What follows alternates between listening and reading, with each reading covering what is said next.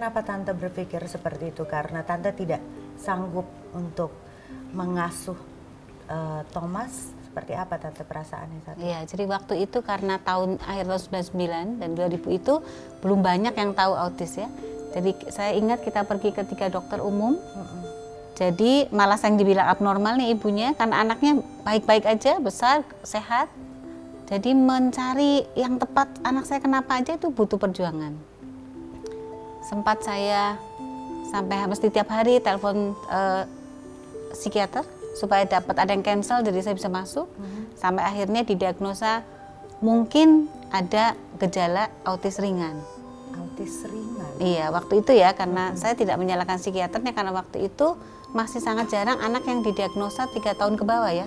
Kalau betul ini autis, nanti baru diterapi. Jadi harus menunggu sekian lama untuk konfirmasi apakah betul itu autis. Oke. Pernah Tante menyalahkan diri sendiri bahwa kenapa Thomas berkebutuhan khusus, kenapa Tante dan Om yang dipilih Tuhan untuk dititipkan Thomas dalam hidup Tante? Pernah Tante menyalahkan diri sendiri? Sering ya. Dulu 2 tahun pertama di rumah sering. Jadi saya merasa kok bukan orang lain yang memang suka anak kecil, ya telaten sama anak kecil, atau orang yang memang berkelimpahan hidupnya ya. Saya rumah masih ngontrak waktu itu ya. Terus sementara kakaknya dia sering sakit-sakitan, kok saya dikasih 2 anak, satu sakit-sakitan secara fisik, satu autis pula, dan makin hari makin memburuk gitu. Nah waktu itu karena belum banyak yang tahu, jadi saya seperti sendirian gitu, nggak ada teman seperjuangan, teman senasib. Jadi saya merasa, saya seperti orang paling malang sedunia.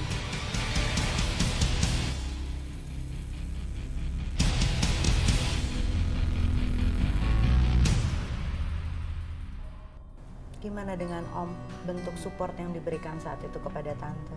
Saat itu tentunya kita pertama mungkin yang harus kita lakukan adalah menerima kenyataannya bahwa anak saya spesial, anak saya punya kebutuhan khusus. Dengan kita menerima kenyataan, tentu kita bisa mulai sesuatu daripada kita denying terus, menyangkal diri sehingga kita nggak tahu mau berbuat apa. Dan kita menerima ya anak saya berkebutuhan khusus, jadi sehingga kita harus melakukan sesuatu. Itu yang support yang kita lakukan, yaitu kita cari apapun informasi support untuk mendukung anak saya. Jadi berbagai macam terapi yang kita udah lakukan. Pastinya banyak sekali kendala yang dihadapin ya Om. Bagaimana Om bisa bersatu dengan Tante untuk berpegangan tangan, untuk bisa menghadapi dan berdamai dengan kenyataan dan melihat sisi lain bahwa Thomas ini adalah anak yang spesial. Bagaimana Om dan Tante bisa merubah dari awalnya menyalahi diri sendiri sampai pada akhirnya bisa bangkit dan semangat sehingga Thomas menjadi anak yang luar biasa. Gimana Om prosesnya bisa sampai menuju dari titik 0 kemudian bangkit? Ya tentunya saya kebetulan melihat dapat satu pedoman dari saudara saya sering mengingatkan bahwa kalau di saat kita terpuruk, tolong jangan lihat ke atas, karena kalau lihat ke atas kita akan seperti orang kayak malang terus.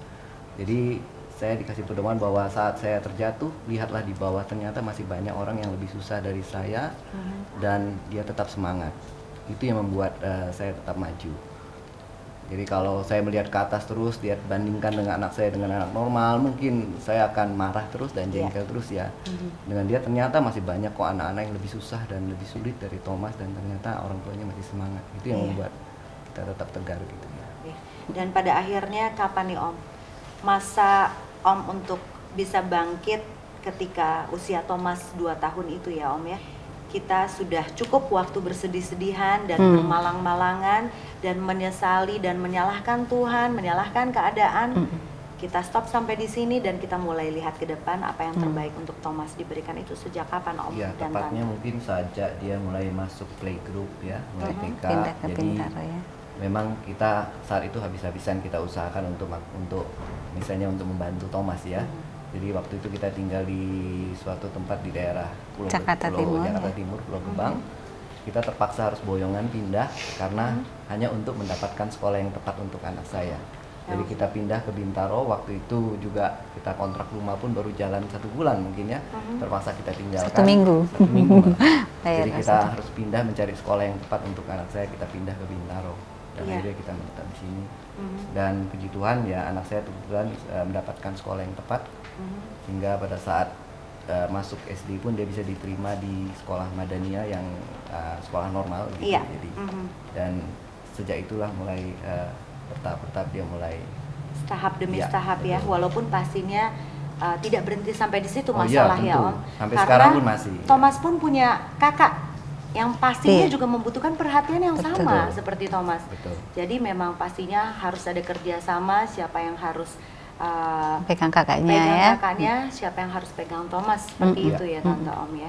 Dan setelah masuk TK Madania, tentunya Thomas pun di situ akan ketemu dengan anak-anak yang lain yang tidak berkebutuhan khusus. Seperti apa kendala yang Thomas hadapi saat itu, Om? Kebetulan dia menerima anak spesial, anak berkebutuhan khusus. Iya, biasanya Dan satu kelas jadi satu maksimal kelas, 2 ya? Ya betul, 2 anak diterima sekolah inklusi. Nah pada saat itu memang kita masih dibantu oleh shadow teacher. Oke. Jadi tipenya anak autis ini kan dia tidak bisa menyerap sesuatu itu dengan sendirinya. Iya, Jadi betul. mau nggak mau dipaksakan dalam seperti kayak one on one terapi begitu. Iya, benar. Jadi fungsinya shadow teacher di awal-awal adalah apa yang diajarin di sekolah dia remedial di rumah, diulangi begitu diulangi. supaya masuk kan. Jadi Iya, kalau benar. nggak gitu, jadi supaya masuk pelajaran di sekolah itu terus menerus. Dan ya puji Tuhan sama SD dia ikut UAN itu ujian akhir nasional Dan lulus lulus. dan nilai rata-rata di atas 8 Wow, ya. luar biasa. Dan itu tidak ada bantuan sama sekali, dia bisa ikut itu. Luar biasa. Thomas ini sekarang kelas 2 SMP. 2 atau 3 SMP Tante?